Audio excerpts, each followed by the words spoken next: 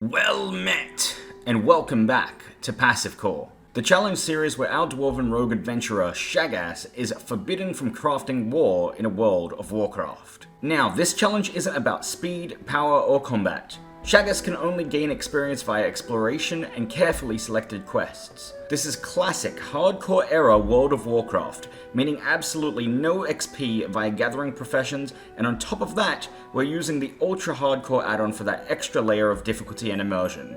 If you're enjoying the series, make sure to subscribe so you don't miss the next episode, and drop a comment below. I'm also live streaming the entire run over at DZTV on Twitch and YouTube. No gameplay will ever be conducted outside of a live stream. In the last episode, we reached level 12, but we had trouble with money all throughout the journey. However, we did learn the blackmouth oil recipe and listed a batch of it on the auction house. And as you can see, with a full mailbox, it paid off. Not only have we finally earned our first gold piece, but we now sit at 4 gold, 16 silver, and 7 copper. We're richer than we've ever been, and this is going to come in handy sooner rather than later. So before leaving Tinkertown, a tiny town for tiny dwarves, I meet up with Norn, who wants me to find someone named Bingles in Loch Modan. This is convenient as I plan to head that way anyway, so I pick up the quest and make a stop at the auction house first. Last time we checked, Strider meat was selling for about 20 silver each. Today though, I managed to pick up 5 pieces for 90 silver. Still expensive, but it'll be good XP. Plus, I picked up an extra piece of meat. Totally not accidentally. And then relisted it. Hopefully we can make some profit on that, because I definitely didn't do that accidentally, and totally did that on purpose. I also list some Darkshore groupers and strength elixirs that didn't sell, and then hitch a ride over to Thelmar. Now in Thelmar, I actually expected a few things that didn't quite turn out right. Firstly, there was only one quest available at the moment, given by Brock the mining trainer. I actually expected to at least pick up a couple of quests here, and for them to be around yellow or green stage. Instead, the Find Bingles quest is orange, and with Shaghass' father's unexpected demise in Loch Modan, I'm gonna have to tread carefully here.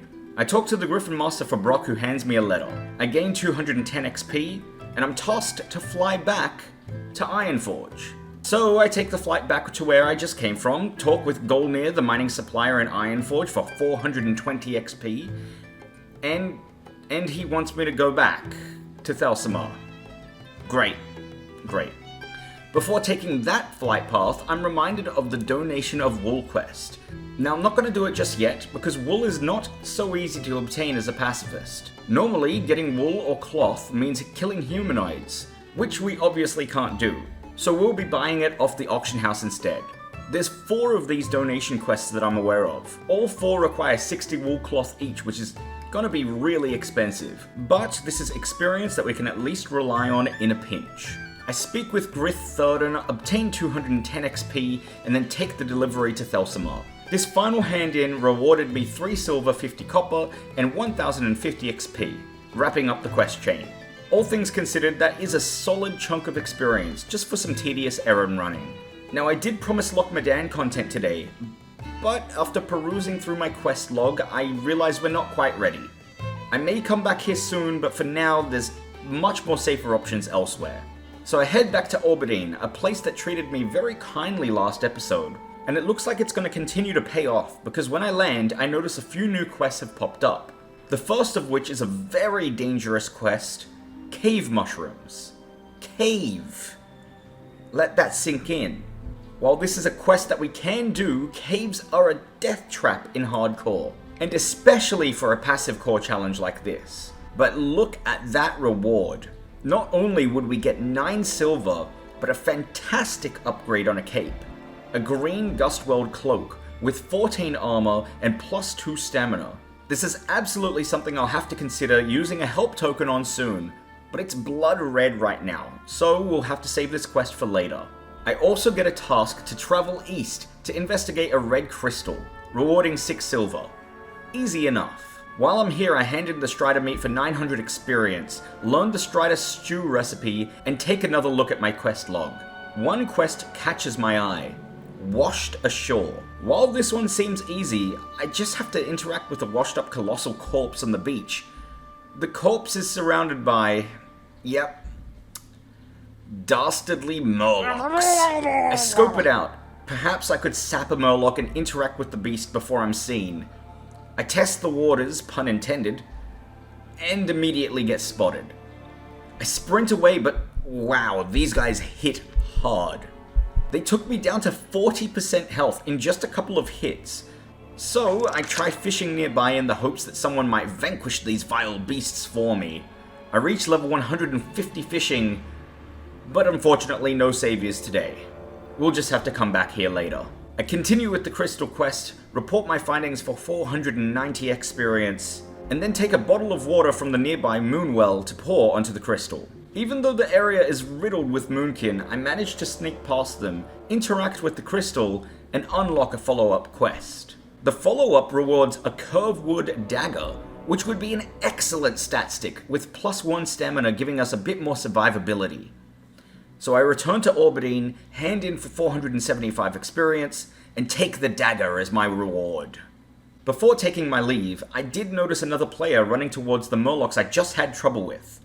So I followed him. And yeah, he just ran straight past them. Unfortunate. So I hearth home, take the tram to Stormwind, and seek out the elusive leader of SI7, Master Matthias Shaw, earning 210 experience and picking up a quest to steal a shipping schedule from a Defias Dockmaster in Elwyn.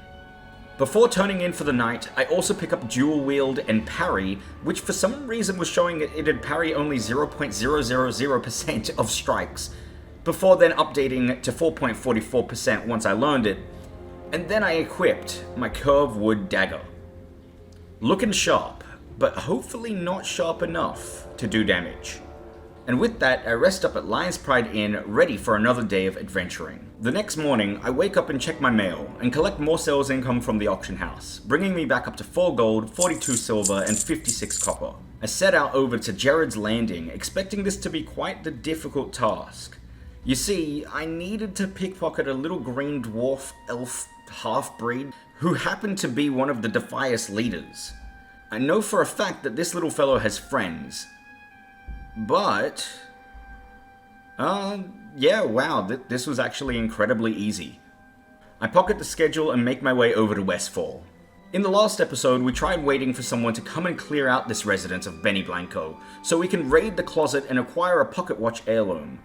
But a few of you, including a fellow pacifist colleague of mine, Scorp Rogue, go and check his Holy Pacifist run out by the way, mentioned I can magically reach my hand through the concrete wall and grab the watch. So I tried and... wait a second. The house is empty. I guess Benny went out for groceries or something? Either way, I ran in, grabbed the watch, and yeah, I have the watch now. 2 very easy quests completed. Farmer Philbro rewards me with 900 XP, some bread, and of course, 10 ice-cold milks I'll most definitely be auctioning out. And from there I head over to Redridge. But while running through the woods of Elwyn, I receive a message from... Bob? Ah yes, Bob. The infamous beggar of Elwyn has decided to unexpectedly reach out to me. Curious, I listen, and he informed me of his hat research. I'm not sure how much I can help, I'm bald and hatless. As I'm listening to Bob, I meet up with Guard Parker, who wants me to report in at Lakeshire, which I do for 290 XP. In Lakeshire, I meet up with a rather malnourished dwarf, Sean, who asks me to find his beardless dwarf girlfriend Hillary's necklace. It had dropped in the water nearby, and frankly, I don't think these dwarves have enough meat on their bones to float, so I'll help them out. I check into the inn, and Darcy asks me to bring Guard Parker his lunch, which I gladly accept. Looking at that malnourished dwarf made me very hungry, and what's some lunch without a bunch of grog? The barkeep, Mr. Daniels, asks me to find a keg of Thunderbrew lager, a cask of Merlot, a bottle of moonshine, and some skin of sweet rum. This will have me running all over these human lands, including somehow sneaking into Duskwood. But with a bulging coin purse and a beautiful cloak up for offer, I could very well be tempted. First things first though, I get my fish legs on and I jump into the lake and find a suspicious mound of dirt. Rummaging through it, I find the necklace and return it to Hillary for a whopping 1,350 XP. It was at this moment that Bob offers me a hat consultation. I didn't really know what that meant, but if it involves getting a hat, I'm interested. I don't have one yet. I agree to book an appointment. I meet up with Guard Parker, hand in half his lunch for 550 XP, and he asks me to visit a herbalist in town to pick up some flowers for Darcy to say thank you. I grab a daffodil bouquet for 270 XP and hand them over to Darcy for another 270 XP, leaving us just 2 bars shy of level 13. But for now, that would have to wait, as Bob requested my presence over at the Lion's Pride Inn. Bob greets me warmly and asks me to take a seat. Bob asks me to present a hat, which is upsetting because I thought he was going to give me a hat. He told me to imagine a hat, to close my eyes and describe a hat. And I fall asleep. And while asleep, Bob suggests a red hat. And yeah, that's it. Consultation complete. While asleep, though, I seem to have somewhat of an epiphany. By the light, would it be nice for Shaghass to sport a red hat? Maybe with some text on it. Something about Azeroth and its greatness again. I don't know, it's a work in progress, but I asked Bob the important question. Was there a fee for this consultation? To which he replied, yes. So I sprinted over to Stormwind as fast as I could, took a flight over to Thelmar, and headed over to Bingles, finally tracking down little Bingles on the far side of the loch. Finding him grants me 270 XP and pushes us up into level 13. Now Bingles does actually have another quest here that offers me an absolutely massive upgrade to my gloves. New gloves with 43 armor, 2 agility, and 2 intellect. It'd be quite the smart thing to go for here if we can, but for now, we'll end things here, and we'll go for this in the next episode. What a strong episode for Shaghass yet again. As we continue climbing towards our goal of level 20, we still have plenty of quests to complete, but something tells me that level 13 won't be such a walk in the park. I hope you enjoyed this video, and if you have any suggestions you'd like to see in a future episode, please leave a comment below. Thanks for watching. That's all for this time. Goodbye for now.